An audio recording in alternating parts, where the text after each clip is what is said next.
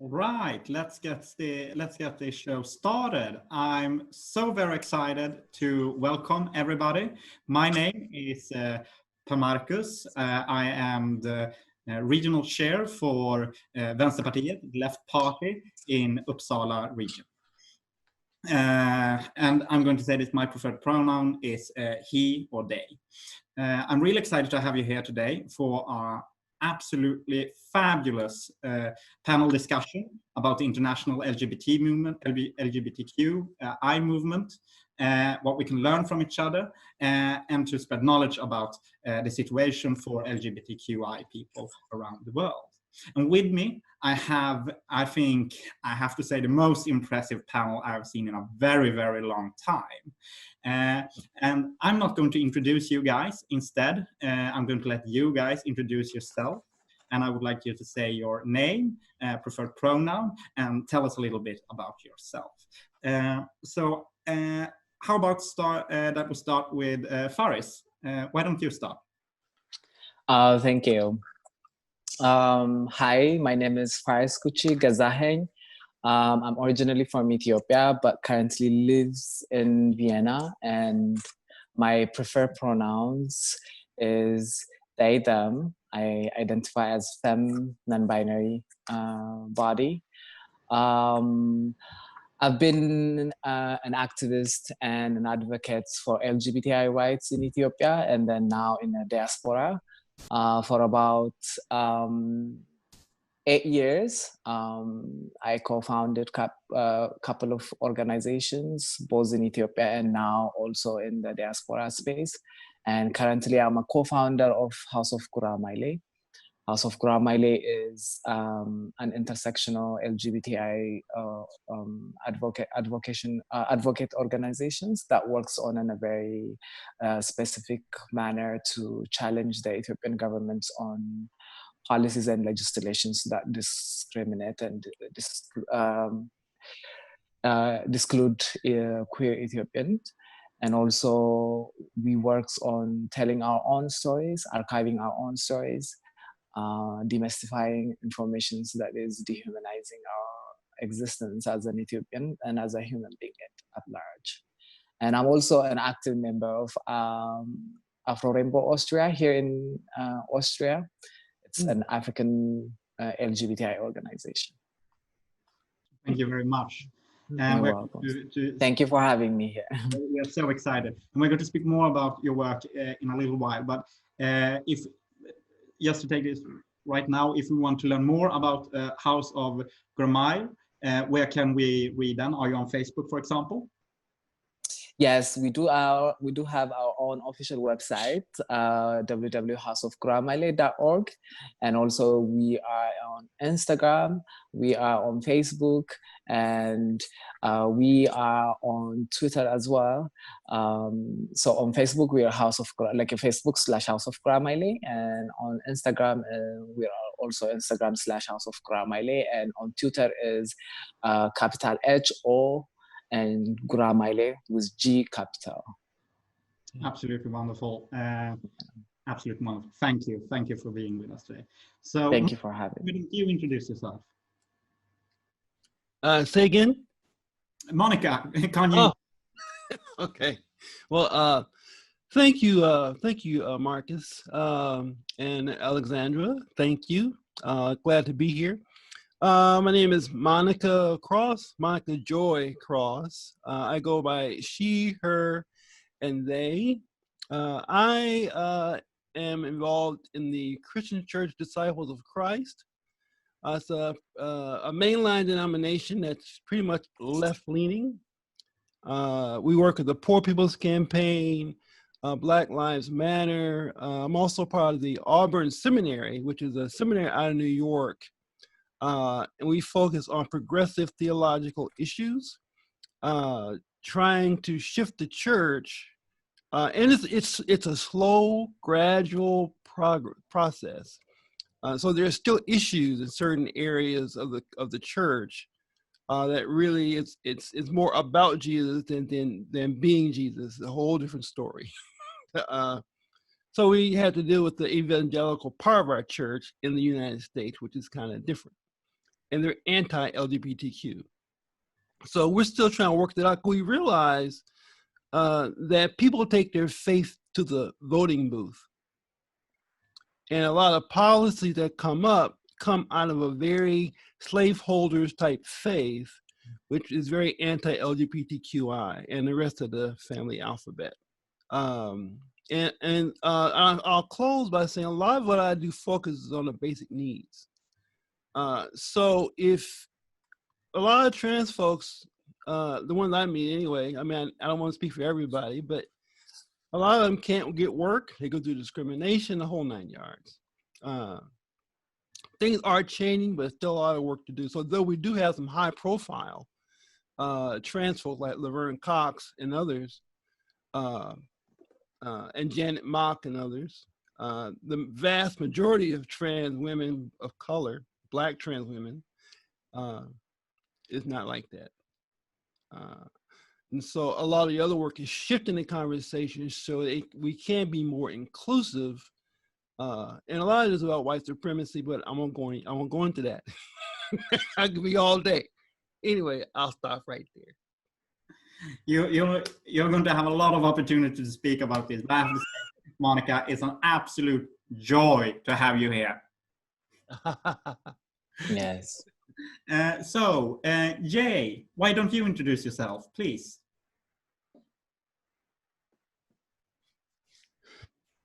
Okay. Sorry. Hi, my name is Jay. I use they, them pronouns. I also use he, but I prefer they.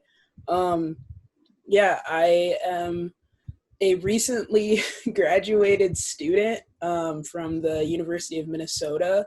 And I guess like for the past few months here, I've been organizing with a group of fellow activists and fellow former students to provide aid relief during the pandemic and sort of the aftermath of George Floyd's murder here in Minneapolis.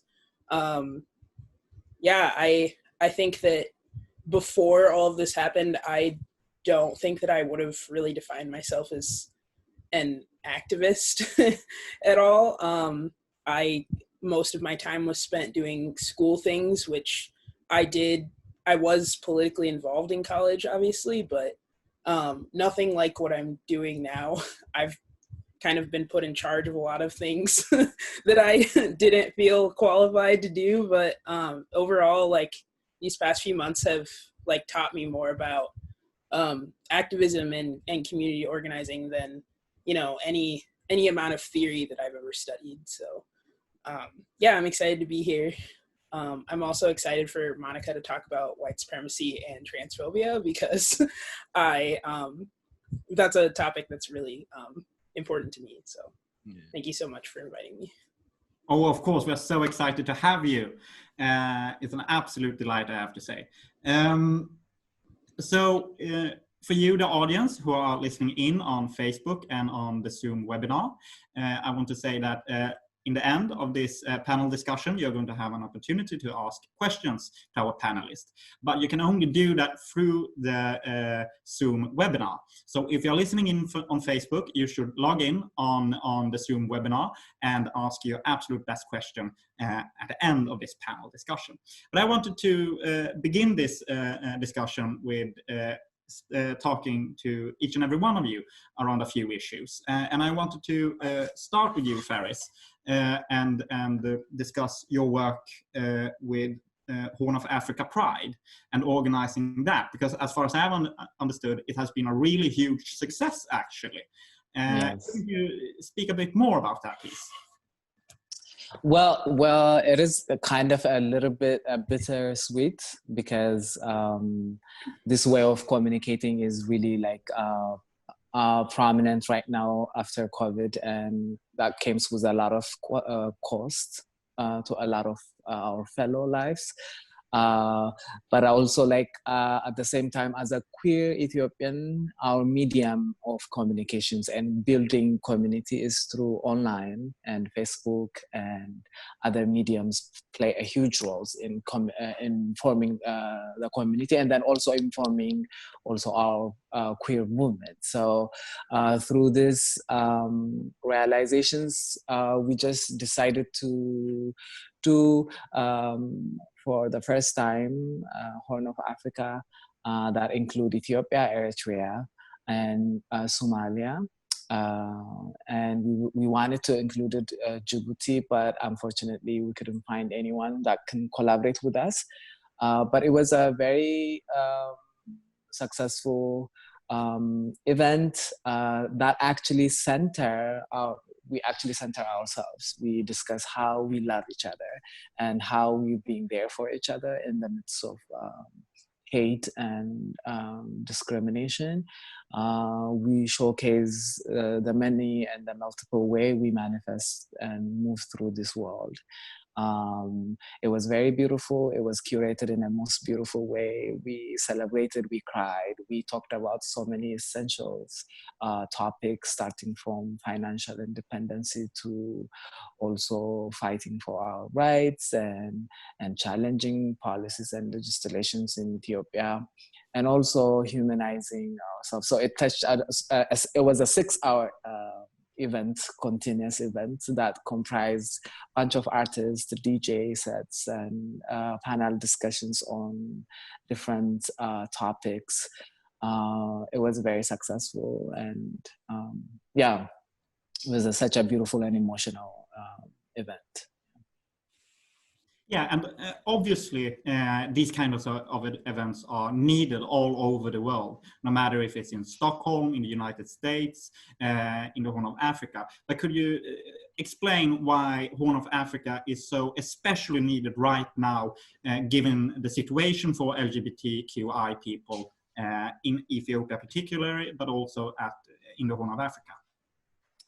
Well, like Africa is a very complex continent, despite a lot of people confusing it with a country, but it's a huge continent that comprises a lot of countries, and our queerness manifests also in the same complex way.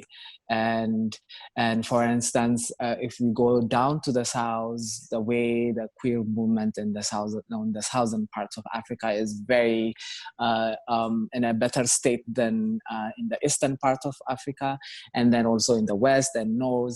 But within even the eastern Africa is also like, for instance, if you compare and contrast Ethiopia and Kenya, and the queer movement that is in Kenya is absolutely different in Ethiopia.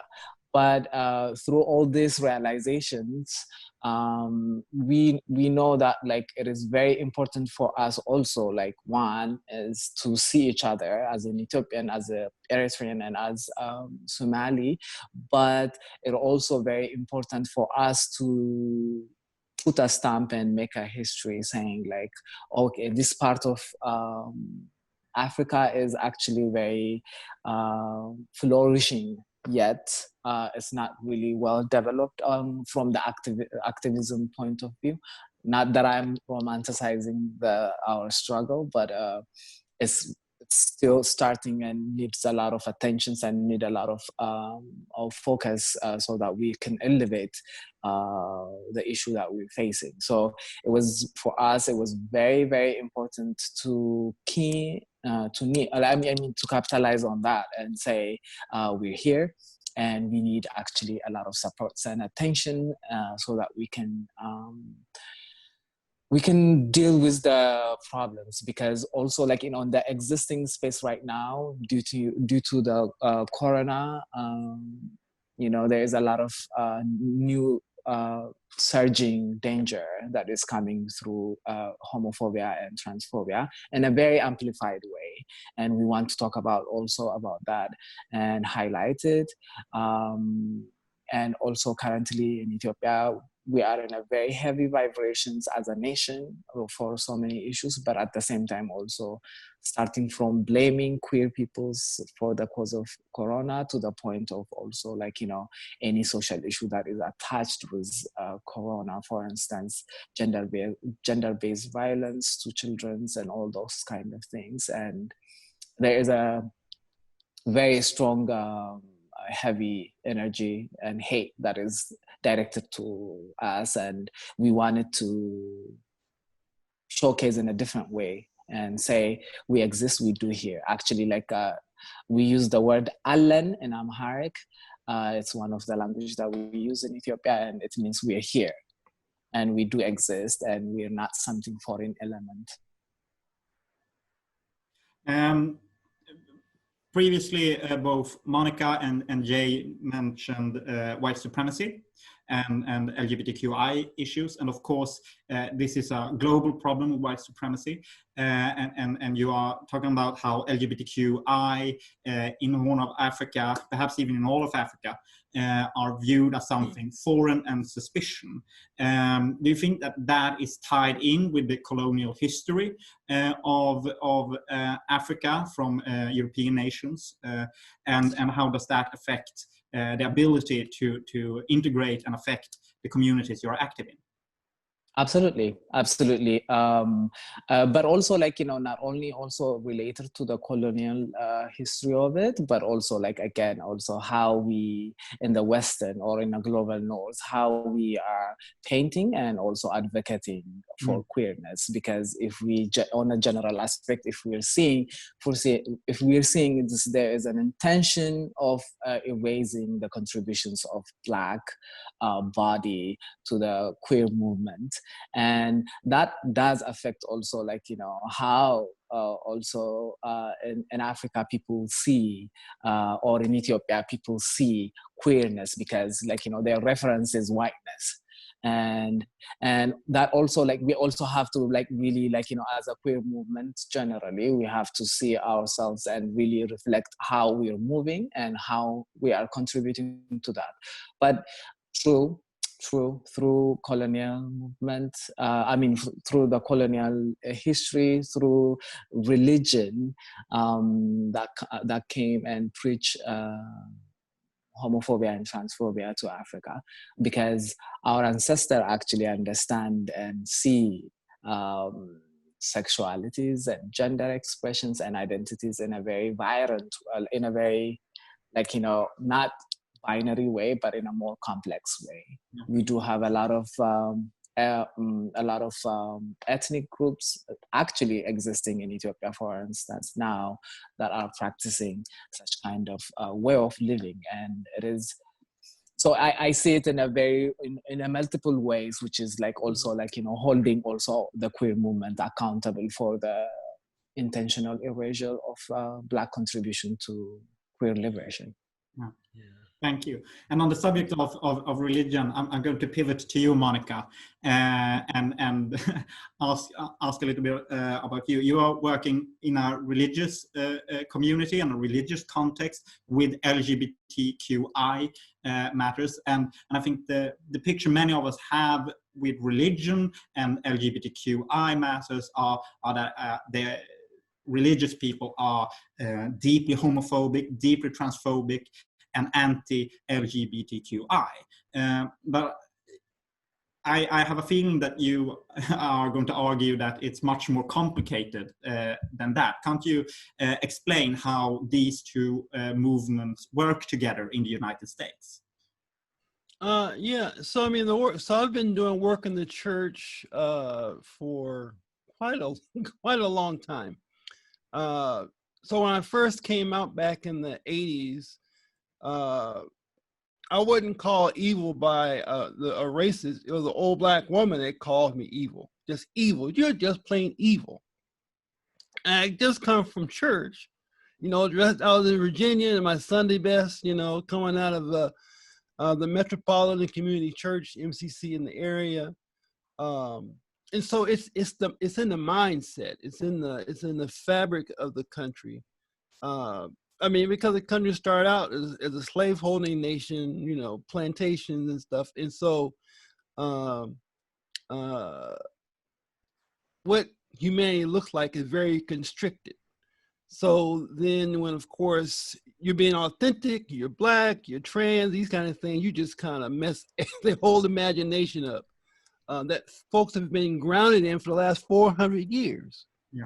So for 400 years, the idea has been that in the United States, people like Donald Trump determine what humanity is. And the church, which pretty much a church that advocates white supremacy on the right, and you can look through all the little media and you see that, very, very anti-LGBTQI. And they have a huge media footprint because they're linked up with a lot of money. Now on the left, where it's about progressive basic needs, and when we look at Jesus, is how do we do what Jesus did? Recognize that Jesus experienced a state execution because he cared about folks on the margins. Not much has changed. You know, it looks different. And so on the left, we focus on what that means. And that gets us involved in the Poor People's Campaign, which focuses on 140 million people, unemployed, hungry, a working class, trans, queer across the board. Also being part of the Black Lives Matter, which has shifted now because a lot of my colleagues are actually have a voice in Black Lives Matter. So what's different from the civil rights movement of, say, the 60s, where Bayard Rustin, who was gay, had to hide behind closed doors, and today is that trans folks are having more room. Queer folks are having more room. The LGBTQI community is having more room to speak and more voice in this moment. I think that the key is shifting the understanding of humanity and shifting this idea of sacred, because the way it is now, what is considered sacred is still pretty much heteronormative. Yeah. So examples, you know, when I went to seminary, I'm ordained, the only ordained, from what I understand, the only ordained person in my particular denomination. When I say that gender is a construct, or that it's constructed and put together for the powers that be, while we might get that here to some extent, a lot of folks still don't get it. They just, they're scared to get it, because if they get it, then it means everything they believe for the last 400 years, it's like, well, that's not true. So it's always continual education, continual and being authentic in who we are, and then really going in on those front lines, going to the protests, and stuff like that, and working for resolutions to shift that. So, and I'll say this. A couple of years ago, I went to what they call a General Assembly. I don't know if you have General Assemblies over there for your churches, where the whole church comes together, and there was a motion on the floor to learn about transgender issues and non-conforming issues, these kind of things, and queer issues. And they were going to vote it down, because the folks who are more conservative in our context, they weren't feeling trans folks having any kind of anything at all in that church. And so finally, a group of us got up and said, wait a minute, you're going to tell me that trans people don't have a space, that gender non-conforming people don't have a space, that queer people don't have a space? And for me, all I could think about was dead Black trans women because I realized who I am is very much about my community. So everywhere I go, I'm thinking about, like right now, in this year alone, so far, there have been 21 Black trans women who've been killed and murdered. you know, and those numbers, and that's just the ones that are reported. Yeah. So when someone tells me that, no, you can't have a space in here, I get really pissed off. So, yeah. It wouldn't be that. But just one last question. We're going to move on to Jay just in a minute, but one last question, because what you're speaking about, if I understand you right, is really a strategy to shift other movements to become LGBTQI friendly in order to create a more inclusive and LGBTQI friendly society. And we are seeing a really interesting battle in Sweden right now in our largest church, the Church of Sweden, where right-wingers are trying to reclaim the church. Why is it so important that we try to build alliances with with other movements and affect other movements, not only churches but also you know, the labor movement, the feminist movement, the peace movement, etc.? Why is it so important that we need to shift them in order to build in order to further our own rights? Yeah, because we're talking about building consciousness. We're talking about, you know, in the U.S., while the trans community is becoming more and more powerful, they're scaring a lot of people to death, because that shifts the whole imagination of what humanity looks like. And free people. So there's a big move to push back against that. So the federal government has wanted to just delete the category transgender, just out of it. Take away transgender rights. Anything that's going to disrupt, because that's what we're doing. We're disrupting that imagination. And a lot of folks in the church are pushing back on that. Yeah. But the fact of the matter is, we're moving forward.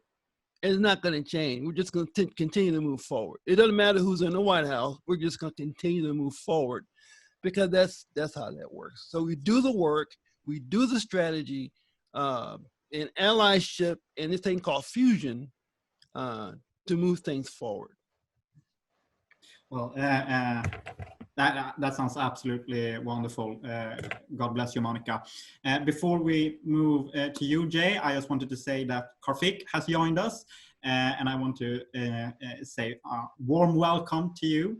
I'm going to let you speak in a moment, but I'm going to let in Jay. So we're moving from the church and the religious movement in the United States to the grassroots movement really now, because you have been, as you said before, quite active in basic need and support and things like that. Couldn't you speak more about why this is an important LGBTQI matter and why we need to pay attention to it? Yeah, I think that one of the main things that I think makes it an LGBTQ issue is sort of some of what Monica was touching on, of, like, you know, the way that white supremacy is so deeply tied to homophobia and queerphobia and transphobia in particular. And I think here there has been a lot of kind of strife around that and like you can sort of see it in the memorial space for George Floyd. I organized, helped organize a Pride March during Pride Month here, which is in June. And we went to the memorial site to put up flyers and to, you know, sort of like spread the word about the event. And there were several people that, when we walked in, actually, there was a woman that was yelling at someone that had a gay pride flag, you know, yelling about how, like, you know, this was the white people's curse and that, you know, this had, like, been a blight on the Black community, just really going off. And it was very uncomfortable, like, to be in this space and to sort of be at the intersection of, like, this, like, very historic moment, but, like, also realizing, I guess, like, how ingrained, like, that prejudice is, and sort of realizing that, you know, as a queer Black person, you're always going to be sort of fighting for straight and cis Black people, particularly Black men, knowing that they would never fight for you in the same way. And so just sort of like being in that space and trying to confront that in a way that like called people in without sort of intentionally fracturing the movement either. Like it's a very difficult balance of like, how do you talk to people about this and about the importance of really coming together in like a meaningful way, as opposed to just this sort of like cutesy like unity kind of talk that has kind of been going around in the cities, and actually like, okay, like how can we have dialogue about this with our cis Black people, with our straight Black people, and like really sort of have a meeting like in a meaningful way. And I think that have that kind of meeting. I think that the meeting is a work in progress. It's a constant work in progress. I think that I have been able to have conversations with Black family members who have been previously homophobic, just random Black strangers that have like met me and been like, you know, like, what are you doing out here as like a trans person? Like, that's a white people thing. And sort of being able to like have dialogue about that, because I think it's so ridiculous, like the notion that like white queer people invented anything about like gay culture. I mean, like it's really like I'm gonna be super real, like it's ridiculous to say that, like absolutely, given how much white gay people and white queer people co-opted from Black queer people. The ballroom movement, like all of your phrases that you like to say on Twitter, like, you know, like it's not like you didn't make any of this up, you know what I mean? And so I think that having that conversation and being able to like point to specific examples of like, well, actually, like this was like the Black Panthers, for example. A lot of people in the US aren't even aware that, you know, Angela Davis was like a queer woman, that, you know, that there was a whole subset of the Black Panther Party that was really pro gay rights, and like being able to talk to people about that, I think sort of facilitates that meeting, but it's definitely not like a one and done situation for sure. Yeah. So I really have two follow-up questions about what you said, which is so true and so interesting. And the first question I have is because you've spoken a lot about homophobia and transphobia within the Black community, but in the margins of what you're saying, you're really touching about another subject, which is racism within the LGBTQI community.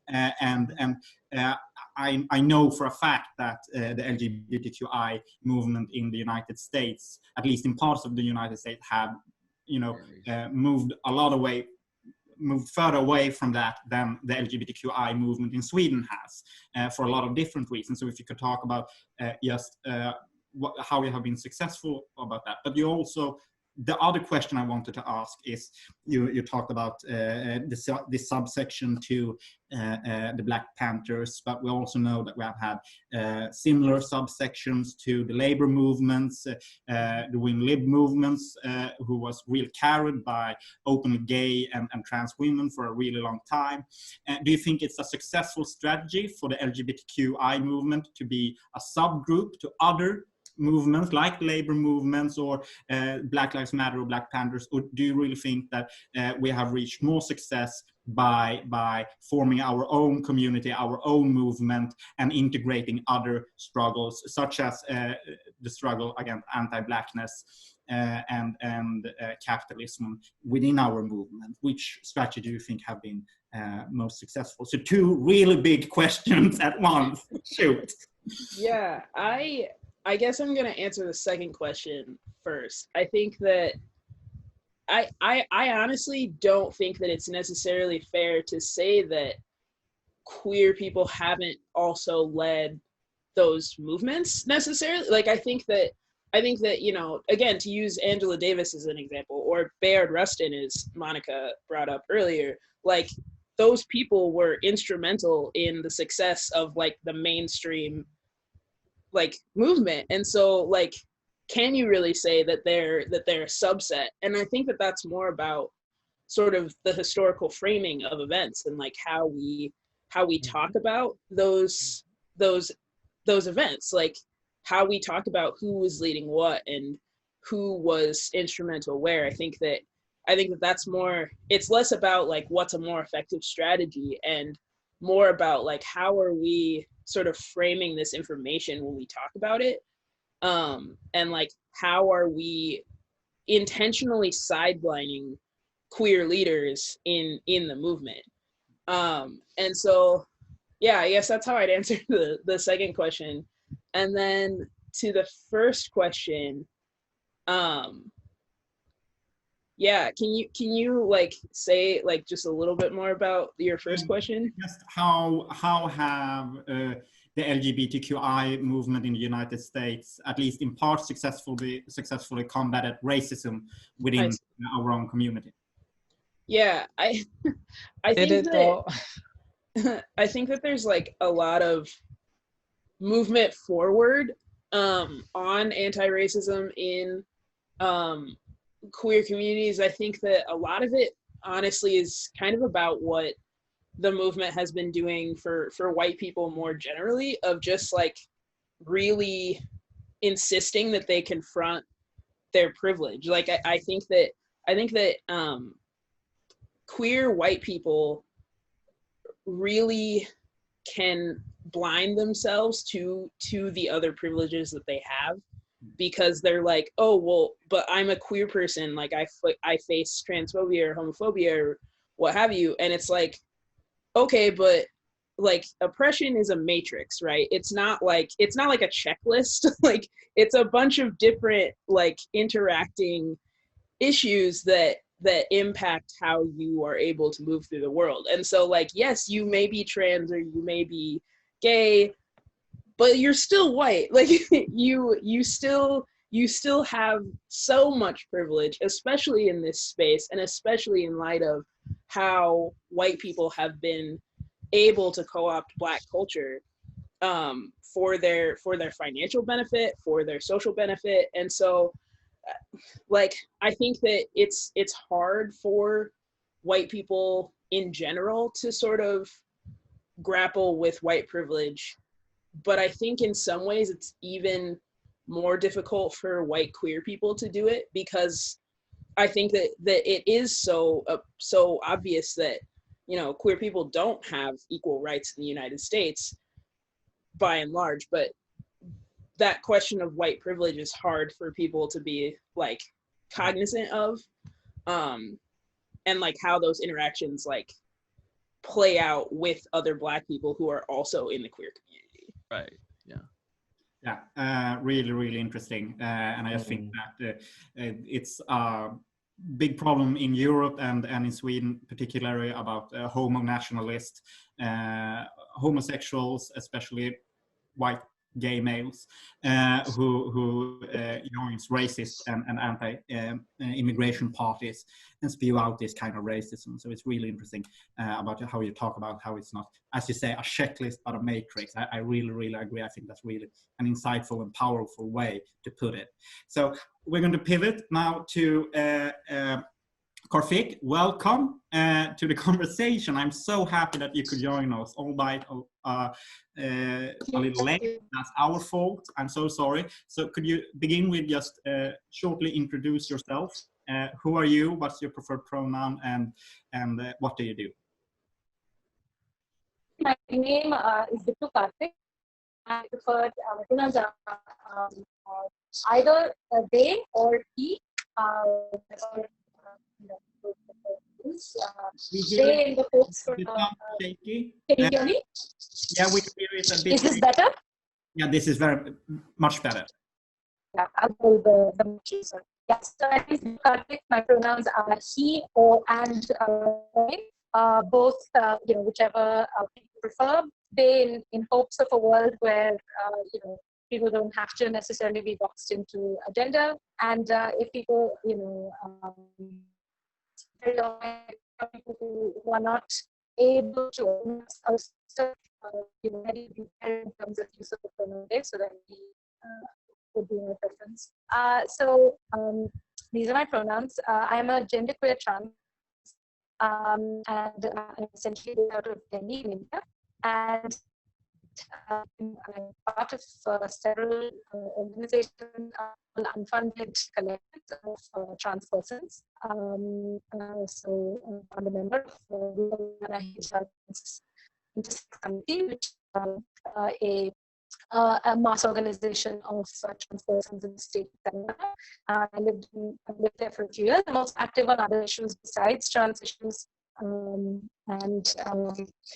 also think I'm very fortunate to be in a country where there's been thousands of years of historical organizing, especially by trans women, especially class and from marginalized castes and tribes. So, it's that legacy really has changes the way in which trans activism happens here, and I'm just very honored to be.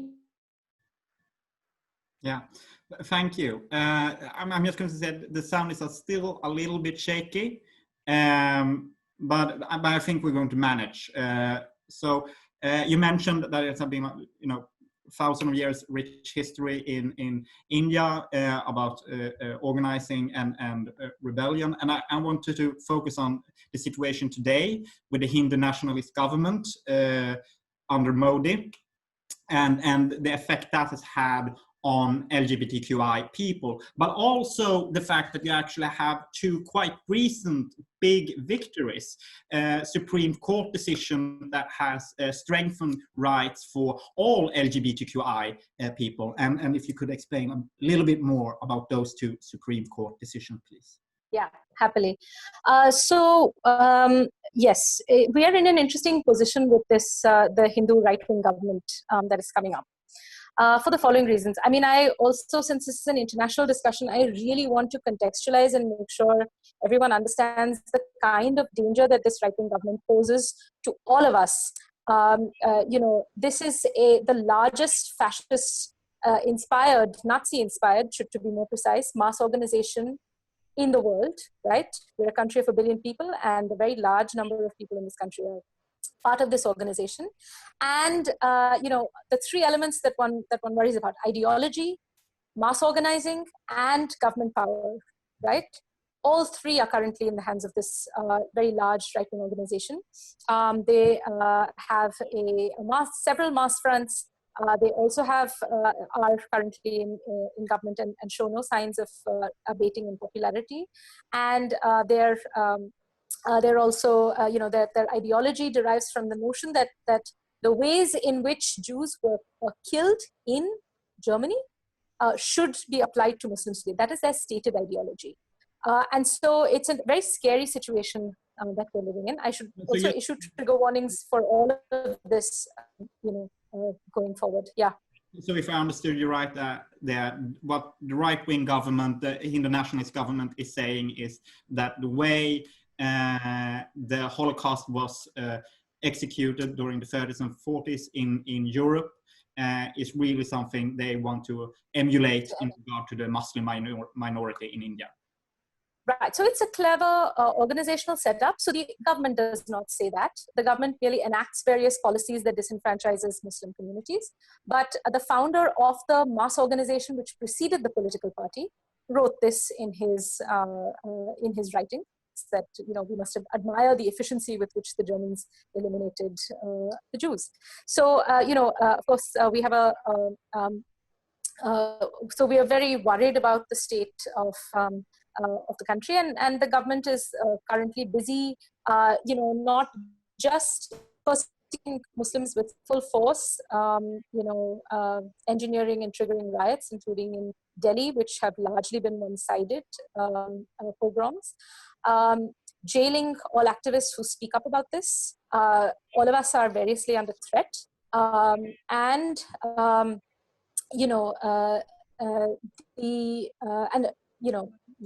massive dilution of labor laws, and all marginalized castes and tribal groups are being targeted, and we have never been a country with a discourse around immigration, right? That's never been a discourse at all so far. But in the last year, the government has made it an issue through various laws around citizenship that claim to target people who may not have showing that they are citizens.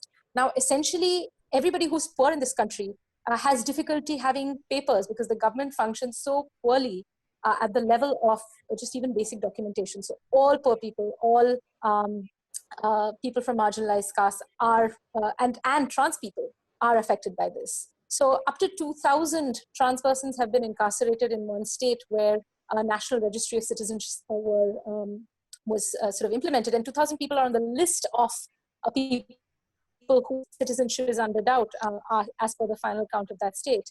And many, people are already getting incarcerated in detention centers. And our concern is what happens when a very large percentage of the population is locked up in detention centers, and how does, already there's very little reportage from the overcrowded jails and detention centers in which people are being locked up.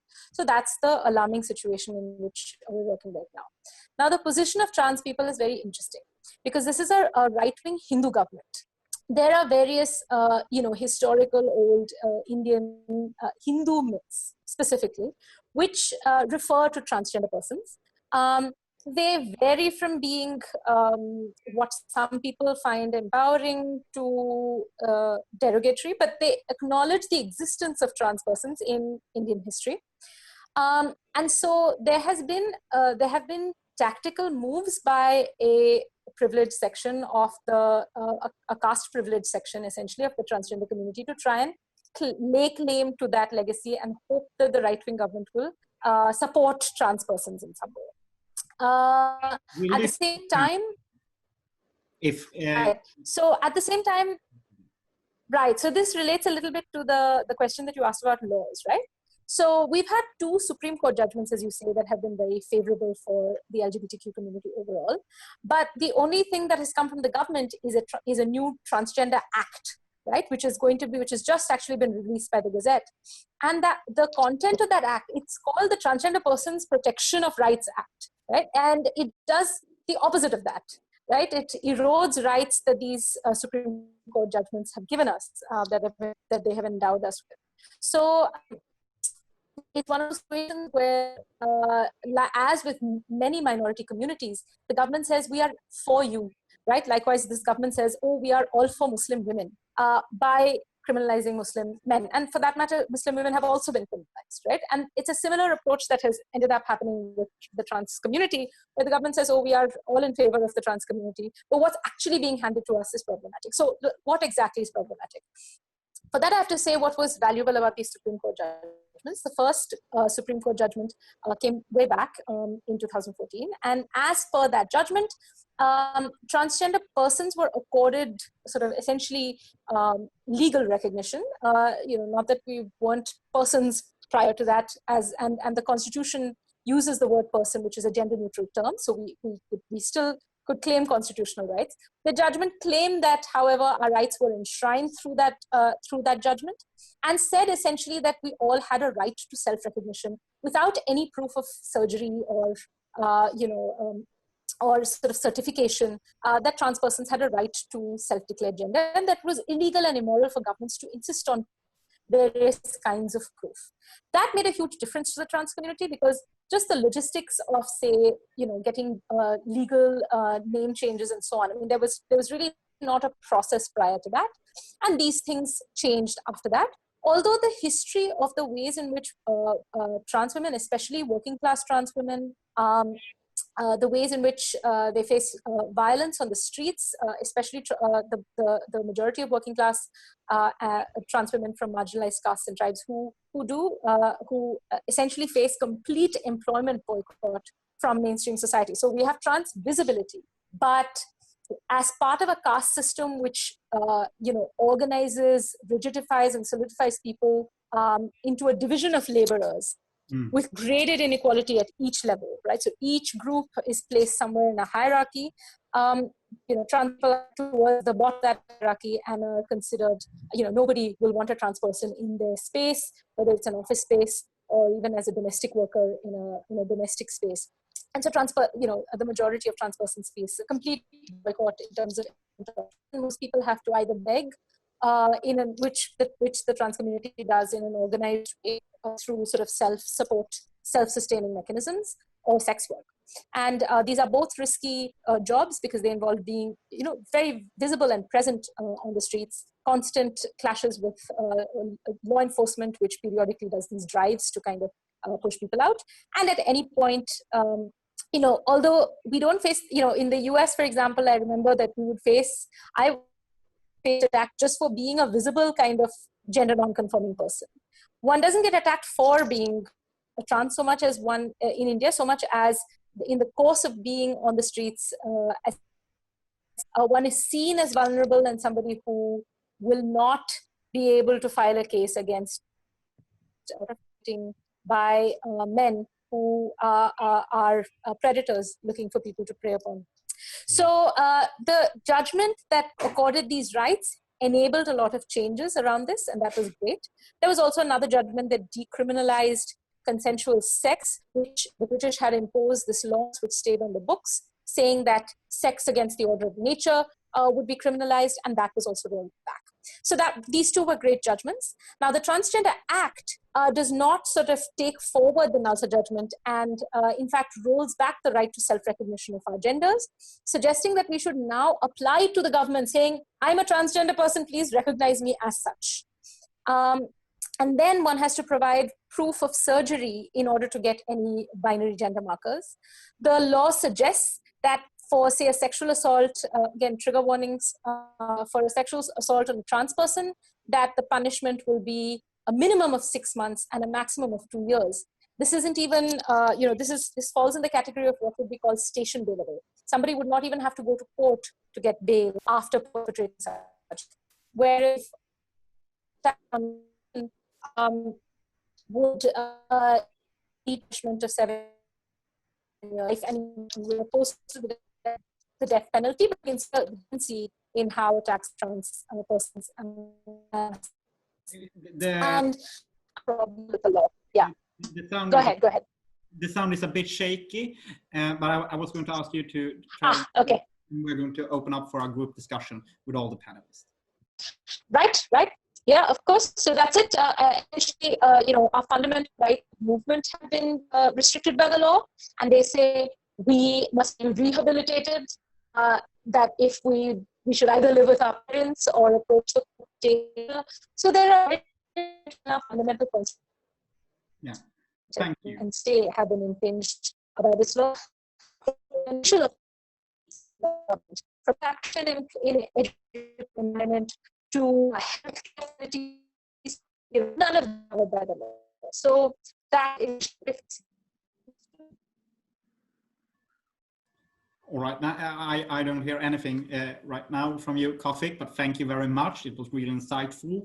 It's really interesting to hear about how class and LGBTQI matters intertwine with each other, and how we see a spillover effect from persecution of Muslims, which is very present in Europe as well, to LGBTQI people. But we have all listened to each other now, and it has been really insightful and really great listening to you all. But my question to you now, as a group, so whoever feels that I want to grab the word when I'm done, just grab the word. But really, what similarities do you see between our different contexts, and how do you think that we can apply those similarities, but also, knowledge from differences to strengthen our movements and LGBTQI rights around the world? Because there are some really striking similarities when it comes to white supremacy, racism, class, and finding allies and building allyship with different movements. So feel free, who wants to grab the word?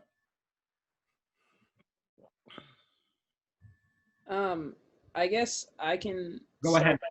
I can start by saying that I think that worldwide solidarity is so important because, like, white supremacy has touched every corner of the globe. I mean, like, the expansion of European colonial rule has touched every country. And so I think that has also brought with it the same sort of legacy of homophobia and queerphobia.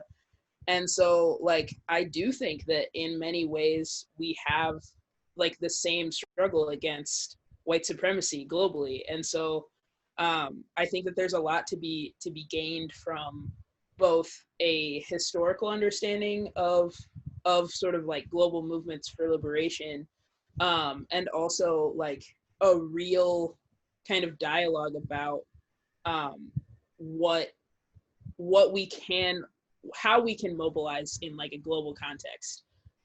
We outnumber like the white supremacists, we outnumber the capitalists, we have a lot of power if we can consolidate it. And I think that, you know, a global movement, if it becomes really, really strong and really cohesive, like I think that would be like nigh unstoppable. So yeah, I guess like that's my thoughts about like collaborating internationally. Like, I think it's so important.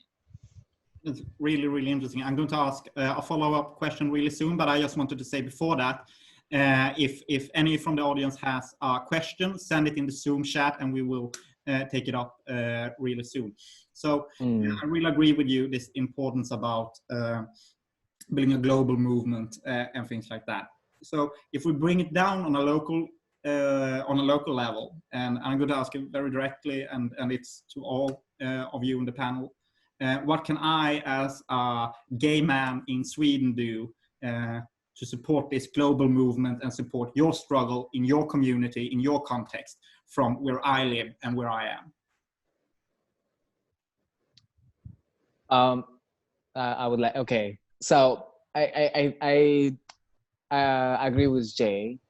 And on top of that also, it is very important, like, you know, to see critically that similarity of our struggle, because as Jay was talking about how oppression is matrix, it's also like, you know, because of like, if we are lacking nuances and context of each of our reality in the space that we're existing, or in the reality that we're existing, also like, you know, there is a huge potential of like, you know, also again perpetuating that the same oppressions of the same oppressions of people, because we can, for instance, like, you know, we can discuss the issue of, like, for instance, in the global north, the discussions of even the trans movement, and seeing that trans movement and who is visible and how is it going, and how also, like, you know, that can be also refined, and like, you know, what is the conversations of, for instance, the trans migrant refugees and asylum seekers into that conversation. So, I mean, seeing the similarity, understanding and solidarities, but also at the same time also critically seeing and really, like, you know, understanding the context and the nuances of each reality, even within one local spaces. Also, like, you know, really, like, which also added into this of, like, you know, what I've said on top, also like really seeing and understanding white supremacy, and in a way that it manifests itself. Yeah, because, for instance, if you ask me, as an Ethiopian, we've never been colonized. We're, like, you know, on a physical aspect of colonizations, the white power coming into Ethiopia space and colonizing Ethiopia is the different stories. But like, you know, when we see how white supremacy manifests in a different reality, like through religions, through capitalism, through class, through different kinds of things. And it is very important to really analyze the manifestations of this dominance, or, like, you know, seeing it from the dominance point of view, and finding where we can also, like, rely on each other by understanding beyond our queerness is beyond sexuality politics, but rather also, like, you know, that touch so many issues, because homophobia, transphobia, wherever we go, what they do is really like, you know, monolithically see us and really deny us a basic human of eating and clothing ourselves and the sovereignty of our existing in one spaces. To answer your question of how one person, for instance, you as a white queer body in Sweden, how can you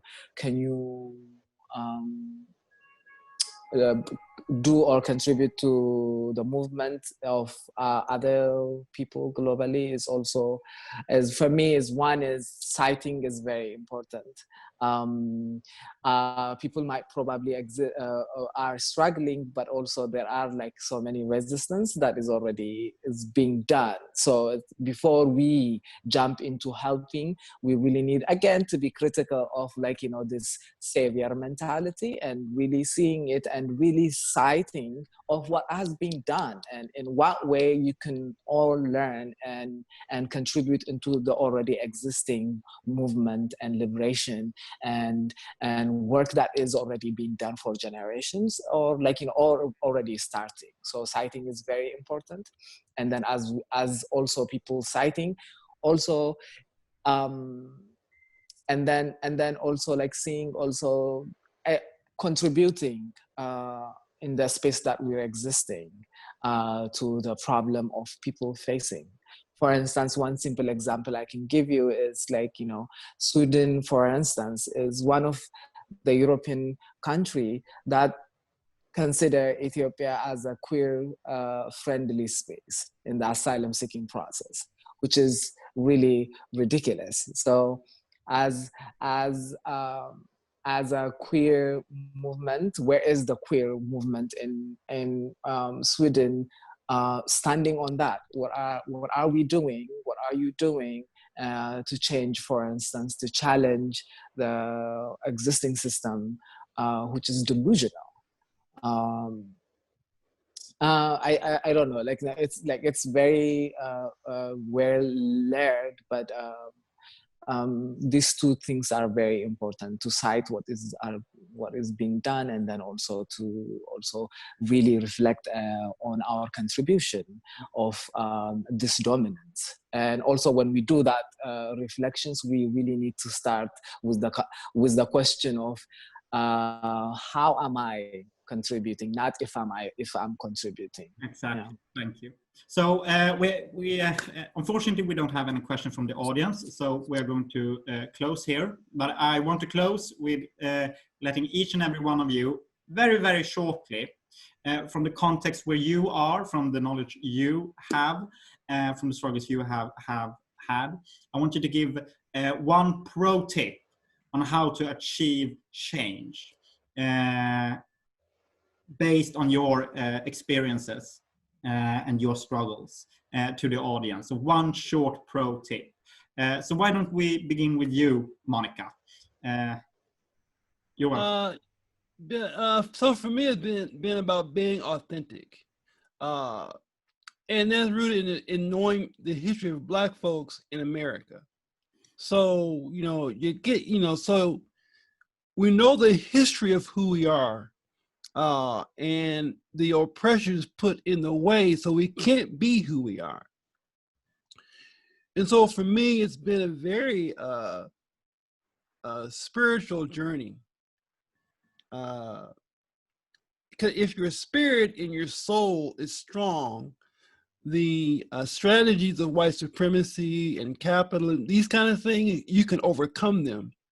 And I think any change that's been, from what I see, real change, lasting change, takes place first at the spiritual level. That's why the civil rights movement could do what it did. And that's why, at least in the United States, we had Barack Obama came up, or we had Laverne Cox or Janet Mock or other queer folks, because that spiritual component was strong enough to go overcome that stuff. Yeah, absolutely. So, and support each other when we're being authentic. Yeah. Karthik, what is your pro tip from your context? We don't hear you. You're muted. Yeah. Okay. I don't have much to say. It's difficult to say. Sister. So the sound is a bit weak again. Could you repeat that? Just love and persistent continuous organizing. You hear me? I said that love, persistence, and continuous organizing are necessary, I think. Yeah, change begins with organizing. I totally agree. Preach to that. Jay, would you like to take a word? Yeah, I think that like activism and anti-racist work are about actions. I think that a lot of people think that if you read the right things, and if you know the right things, that you will somehow magically become anti-racist. But I think that anti-racism and honestly anti-queer phobia and homophobia work requires continuous self-reflection and continuous action, and continuously asking the people who are typically not listened to in your movement, the Black people, the trans women, listening to them and like really taking to heart what they tell you needs to be done, and just really actually doing the work of being anti-racist. Yeah, thank you very much. And last but not least, Faris, what is your pro tip? My pro tip is the system that is we are existing, that is constructed through white supremacy, through patriarchy, through capitalism that is sucking our blood, is functioning really well. So we really need to convince ourselves from the delusion that we have it's broken. It's not broken. It's functioning well, and our work need to be actively anti-assimilation, and work a new system, a new structure that is see everybody as equal. So my pro tip is no assimilation. The system that is existing is already fucked up. Sorry, my French. It's okay. That's really clear as daylight. Yeah. Thank you very much. So with those amazing tips and with that amazing panel discussion, I want to thank you all. I want to thank the participants in the panel discussion for really insightful words and really insightful stories about the context you're living in, the communities you're fighting for, and how we can work together. I want to thank the audience for participating today. This was so interesting discussion that we actually broke the time limit. We are 8 minutes over, but I think it was absolutely worth it. Thank you for staying and listening. This was absolutely wonderful. A round of silence, applause, yes, hands, applause. Thank you for having us, and it's really beautiful to meet everyone. Yeah, Monica, Jay, nice to meet you all. Yeah, great to meet you. Same here. Nice to meet you. Yeah. Yes. Yeah. Thank you. So peace and love.